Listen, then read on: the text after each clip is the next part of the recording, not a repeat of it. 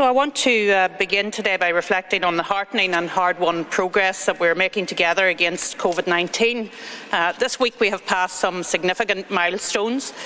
More than 600,000 people have been vaccinated, and with the largest delivery so far of AstraZeneca vaccine this week, our programme is really beginning to accelerate. We're now looking forward to time in the very near future when half of all adults will have the protection of their first dose of the vaccine.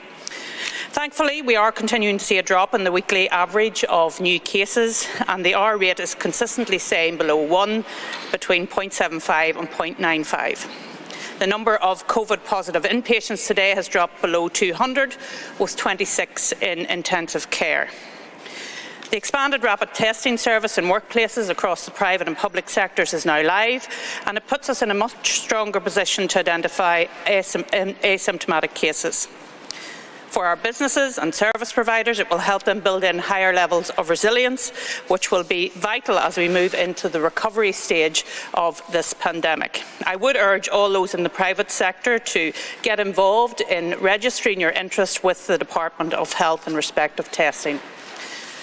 So, as I've said on many occasions before, as well as the health crisis, COVID has delivered significant damage to our society and the economy.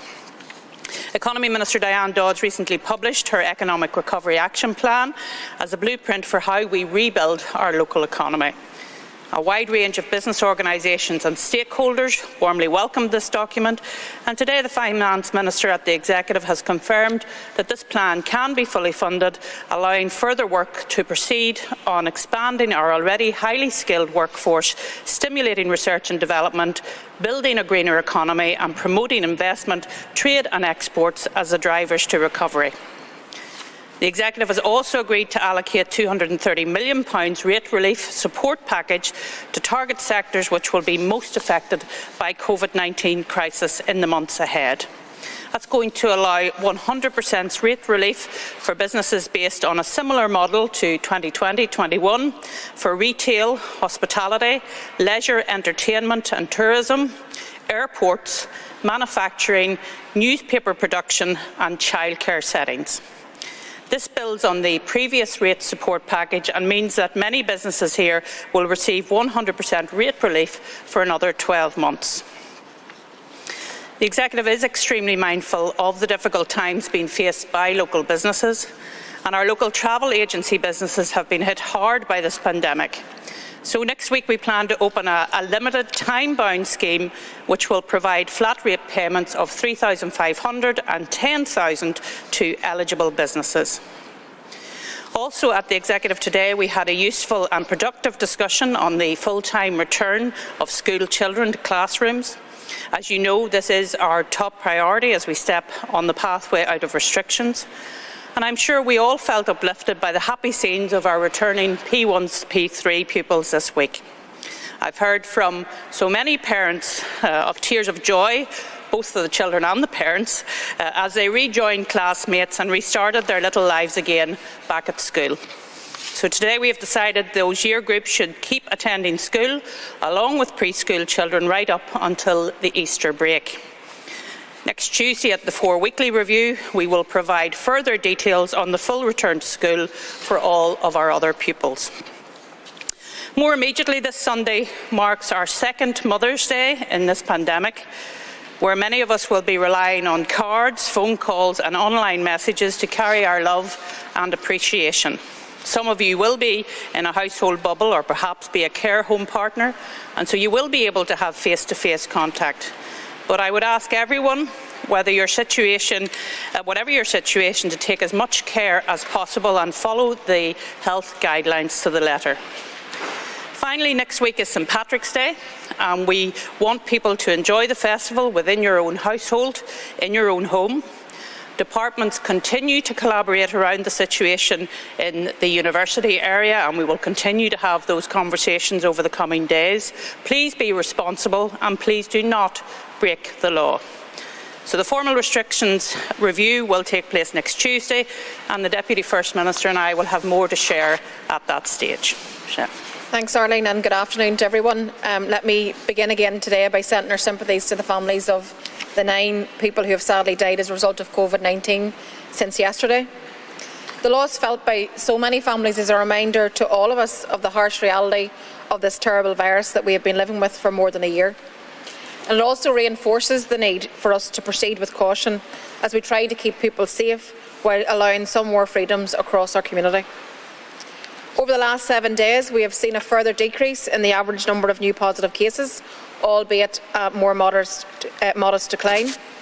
And the R rate for new cases is currently sitting in the range of 0.75 to 0.95. Data suggests that the B117 variant now accounts for 80% of infections here. And that means that in circumstances where people are having more contact, the epidemic will grow even more quickly than it has done previously. This is something that we all need to be cognizant of as we gradually begin to ease out of the restrictions in the weeks and the months ahead. We will, of course, pay close attention to the progress of our vaccination programme, and this week marks only 3 months since the programme commenced, when Sister Joanna Sloan received the first vaccine here on the 8th of December. And we now have more than 606,000 people vaccinated, including the most vulnerable. And that really is remarkable progress, and it's really, really heartening to see. Myself and Arlene, alongside the Health Minister, visited one of the vaccination centres this week to see the amazing work that's being done to get the vaccines administered as quickly as possible across the community. And I want to thank all of those who've been involved in the planning and the delivery of the programme across health and social care. This vital work continues to progress at pace, and the significant deliveries of additional vaccine this week will enable it to expand even further. This will undoubtedly help to drive our recovery forward in a very careful and sustainable way. We have consistently said as an executive that we have a shared focus on the education and on the well-being of young people, and we have prioritised getting them back into school. It really was great to see the youngest children return to classrooms this week, and we look forward to all students being back in the classroom as soon as possible. Ministers had further discussion on this issue today, and we have agreed that preschool children and children in primaries 1 to 3 will remain in school during the week commencing the 22nd of March. Tuesday marks our first formal review, a comprehensive review, and that will include consideration of how we can best move to full return to schools in a safe and sustainable way. We absolutely understand that schools, teachers and families need notice to prepare for return, and we hope to be able to provide more clarity on what this will look like next week. As we move through our pathway out of restrictions, we recognise that businesses will continue to face huge challenges, and as an executive, we're committed to providing all the support that we can. The Finance Minister, Conor Murphy, has today announced an additional £230 million to support businesses and to protect jobs. This funding will extend the rates holiday for a further 12 months for 29,000 businesses. This funding will provide much-needed help for businesses in the hardest-hit sectors. It means that for the second year running, businesses will pay no rates in 2021-22 year in the following sectors: childcare, hospitality, tourism and leisure, manufacturing, newspaper production, retail, excluding large food stores and off-licences, and also in airports. We are also announcing today a support scheme for travel agents worth over £1 million, which will provide financial assistance to a sector that has been severely impacted by the pandemic. So the message today is very much still steady as you go. We have made good progress and we want to keep moving forward. As Arlene has said, we are approaching a number of occasions over the next week that we know are very important to families and also to communities. Mother's Day and St Patrick's Day. And we absolutely, again, understand people's desire to come together on these important occasions. And I know, especially after a hugely difficult year, that you will want to see your mummy on Sunday. We are on the cusp of brighter days, but we're not out of the woods. So please celebrate St Patrick's Day in your own home with your own family. Going to parties or gatherings in groups poses a serious risk to a very fragile situation. Departments, the PSNI, universities and local government are working together to address issues around the Holy Lands area of Belfast, and we appeal to everyone just to be responsible. Please keep going for a bit longer, stay safe, keep those around you safe, and help us to keep moving forward. Thank you. Good afternoon, Ministers. Tracy McGee, UTV. You say that the other recommendations for schools, which I understand is the rest of primary schools back on March 22nd and all pupils back immediately after the Easter holidays, that will be discussed on Tuesday. But does that give primary schools particularly enough notice, given that it will be less than a week's notice if the rest of primary schools are going to be coming back Monday week? Well, first of all, I think it's really good news that we're able to say that primaries 1 and 3 and the preschool children can remain at school on the 22nd of March. We had said previously that we hoped that that would be the case, and we've been able to confirm that today, so I think that is good news. I would have liked to have moved a bit further in relation to the other cohorts, but what we're doing is the task force is looking at this in a strategic way, and we will make announcements on Tuesday around the other cohorts, in other words the P4 to P7 and then the Year 8 to Year 11 in terms of secondary school. We'll make those announcements on Tuesday in relation to their return to school, and we'll try and give as much certainty and clarity around that as we possibly can. We've always said we want to give as much time as we can, and I know that the Education Minister is speaking to principals and to parents and to organisations all the time to get people ready to go back to school, because we've seen the joy from P1 to P3 this year. I thought those images were absolutely wonderful to see them out playing in the schoolyard for the first time again, and that's what we want to see. We want to see our young people back at school. So the Executive has prioritised the return to school, and we want to see that done as soon as it's safe to do so. I mean, we have made progress today. We did say this would be a phased and a staged process. It's really important that whenever children return to school that they stay there. So I think that there needs to be more conversation around that. You're absolutely right in terms of notice. Parents need notice. Children need notice in order to be able to adapt and get themselves ready for returning to the classroom after a prolonged period of being out. And the schools need time to plan also. So I think that what we need to do is keep this going steady as you go. I mean, it was always very clear that we needed to allow a cohort to return, and then let's look at the impact of that. That's what we're doing. We're also looking to other areas that are ahead. So, for example, Scotland returned children sooner. So we're looking to see what's the impact there. So I'm hoping that we at least, at the very minimum, will be able to give dates, if all being well, at the start of next week. But it must be safe and it must be sustainable, but it must include a notice period also. And in terms of the review on Tuesday, we heard the Economy Minister calling for click and collect for florists. The Agriculture Minister, Edwin Poots, saying today he would like to see garden centres opening up. Will we hear more on Tuesday about more than schools? In other words, will there be more than those sectors open up? Yes, I hope we will hear more than schools. The task force is looking across a range of areas. You will know that our pathway has 9 different sectors in it, so we're looking across all of those sectors. We will want to make those announcements. Obviously, the Assembly is sitting on Tuesday, so we will be making them there after the Executive meets. But I think it is really important to look at that pathway and to recognise those parts of society that are in the early part of that pathway. So, for example, outdoor sports, those sorts of areas. We've always prioritised young people, whether that's to do with school or to do with sport, and so we will want to look at that as well. But obviously we'll have to wait until that task force paper comes to us, but I think that's the sort of areas that we're looking at, Tracy.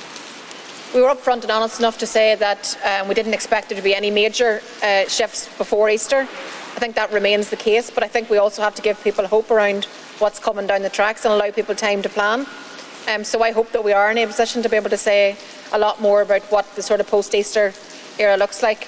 And I think that it's important that we do that, and then we communicate it obviously to the Assembly and the Executive, or the Executive takes the decisions collectively next week.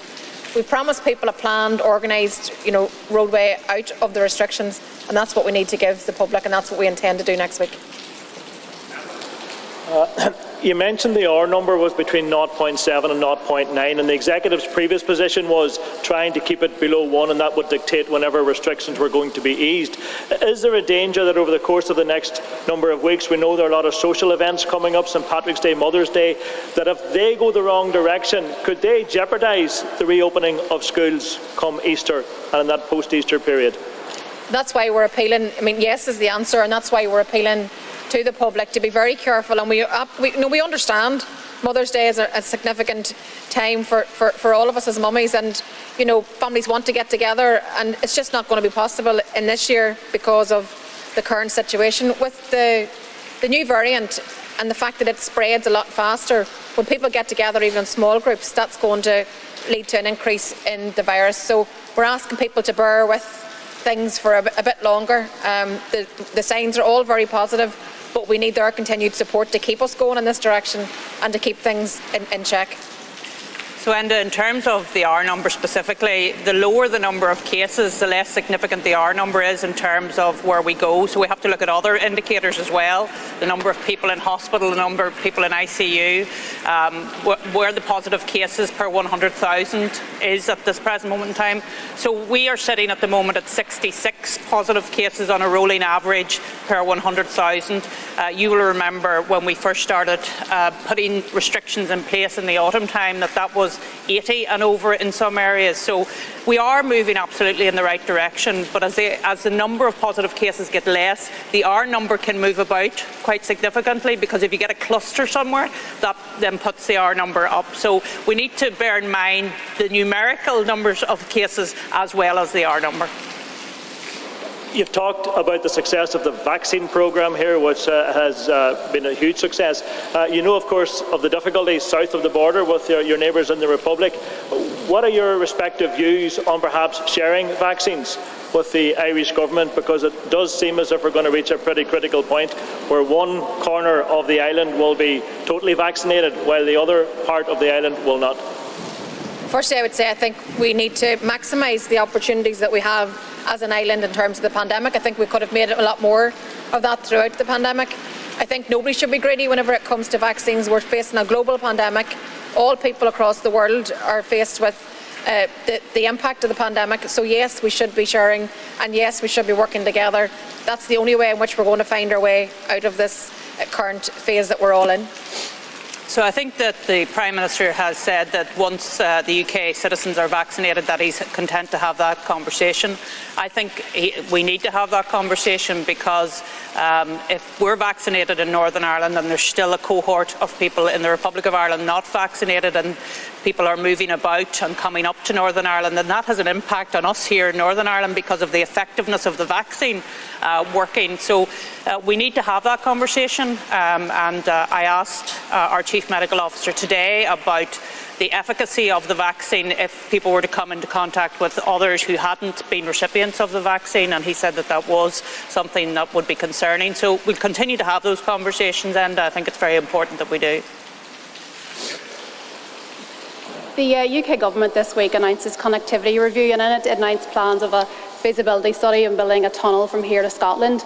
They also announced plans to open up an office here to deal with to deal with housing issues. Are those kind of decisions undermining the devolution process here? No, not at all. I think it's absolutely the case that the national government should look across the country to see what is needed in terms of infrastructure. I very much welcome the fact that they are looking at infrastructure, not just for us here in Northern Ireland, but if you look at their plans for the A75 in Scotland, that will impact on a lot of people travelling from Northern Ireland down through Scotland and England. We all know what the A75 is like in Scotland. It's a poor quality road, and if we can see an upgrade in relation to that helps with the overall connectivity across the United Kingdom. So I welcome the fact that this union connectivity piece has been brought forward, and we look forward to engaging further with Sir Peter Hendy and his team that are now looking at the feasibility study. It's not just about the Borrisborough or the tunnel, it's much wider than that, and I hope people will look at that, because if the UK national government are looking at infrastructure across the UK, that is a good thing, and I am somewhat bemused by the fact that our infrastructure minister doesn't think it's a good thing. You would have thought that the infrastructure minister would be welcoming the fact that the national government is focusing on infrastructure right across the UK. Thanks for the question, Kate. I think that firstly to say I think the Boris Johnson, the bridge is a pipe dream, and I think it's more of a deliberate attempt to try to create a smokescreen in terms of the British government's approach to the issue of Brexit and their reckless and partisan approach to the withdrawal agreement. So for me, that's all about deflection. It'd be much better spending money on giving healthcare staff additional fund or enough additional wages, proper wages. And I think in terms of the announcement around the new office coming to Belfast, and the Tories have no mandate here. It's the executive that are elected on behalf of the people here to represent the interests of the people here, and it's also should take decisions and prioritise what's important.